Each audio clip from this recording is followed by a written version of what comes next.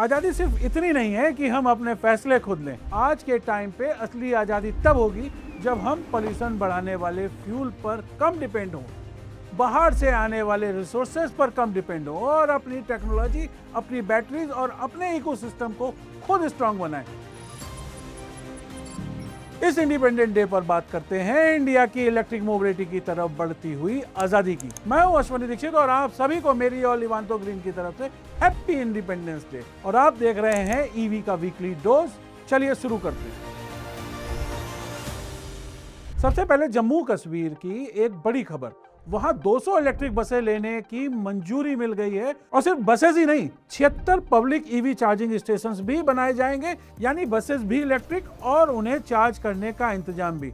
इससे public transport को ज्यादा साफ और बेहतर बनाने में मदद मिलेगी। और सबसे इंपॉर्टेंट बात, इंडिया में ईवी बढ़ाने के लिए सिर्फ गाड़ी लेना काफी नहीं है, चार्जिंग भी साथ के साथ बढ़नी होगी। जम्मू कश्मीर का ये स्टेप इस डायरेक्शन में एक बड़ा कदम है।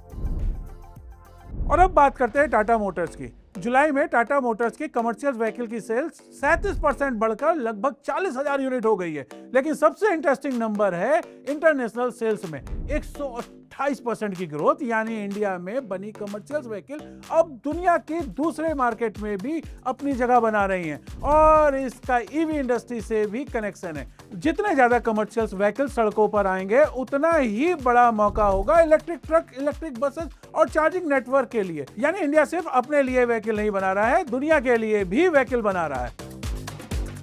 आजादी की बात हो और टेक्नोलॉजी की बात ना हो, ऐसा तो हो ही नहीं सकता। टाटा ग्रुप की बैटरी कंपनी अगरताज अपनी LFP बैटरी सेल टेक्नोलॉजी खुद डेवलप कर रही है। मतलब सिर्फ बैटरी बनाना नहीं, बैटरी के अंदर की टेक्नोलॉजी पर भी अपना कंट्रोल बनाना। इस टेक्नोलॉजी को टेस्ट करने के लिए सनद में पायलट प्रोडक्शन लाइन भी बनाई जा रही है और अगरताज दूसरी बैटरी टेक्नोलॉजी पर भी काम जारी रखेगी। सिंपल बात, अगर फैक्ट्री इंडिया में हो लेकिन टेक्नोलॉजी के लिए हमें बाहर देखना पड़े तो पूरी तरह से आत्मनिर्भर बनना बहुत मुश्किल है। इसलिए बैटरी टेक्नोलॉजी पर अपना कंट्रोल बहुत इंपॉर्टेंट है। अब बात करते हैं ईवी चार्जिंग की। पीएम ड्राइव के तहत 6,562 पब्लिक ईवी चार्जिंग स्टेशन लगाने की मंजूरी दी गई है। और ये चार्जिंग स्टेशन हाईवे, सिटीज और इंपॉर्टेंट ट्रेवल्स रूट्स पर लगाए जाएंगे, क्योंकि ईवी अडॉप्शन के लिए सिर्फ अफोर्डेबल ईवी जरूरी नहीं है, चार्जिंग का भरोसा भी जरूरी है। जब चार्जिंग स्टेशंस बढ़ेंगे तो लोगों का कॉन्फिडेंस भी बढ़ेगा और ईवी सिर्फ अर्ली बायर्स की चॉइस नहीं होगी, लोगों के लिए अपनी प्रैक्टिकल ऑप्शन भी बनेगी। और इंडिपेंडेंस डे पर एक और इंटरेस्टिंग नंबर, इंडिया का ईवी इंडस्ट्री 2030 तक 3 से 4 करोड़ जॉब क्रिएट कर सकता है एबॉको इंडिया के मुताबिक। और ये जॉब सिर्फ कार बनाने वाली फैक्ट्री में नहीं होगी, battery manufacturing, charging stations, vehicle services, fleet management software, driving training और बैटरी रिसाइकलिंग तक बहुत सारे नए काम के मौके बनेंगे। रिपोर्ट के मुताबिक इसमें से 85 to 90% तक जॉब इनडायरेक्ट हो सकते हैं। यानी ईवी रेवोल्यूशन सिर्फ व्हीकल का नहीं बल्कि पूरी इकोनॉमी को बदल सकता है। तो इस इंडिपेंडेंस डे आजादी का मतलब सिर्फ पास्ट को याद करना नहीं, फ्यूचर को भी स्ट्रांग बनाना है।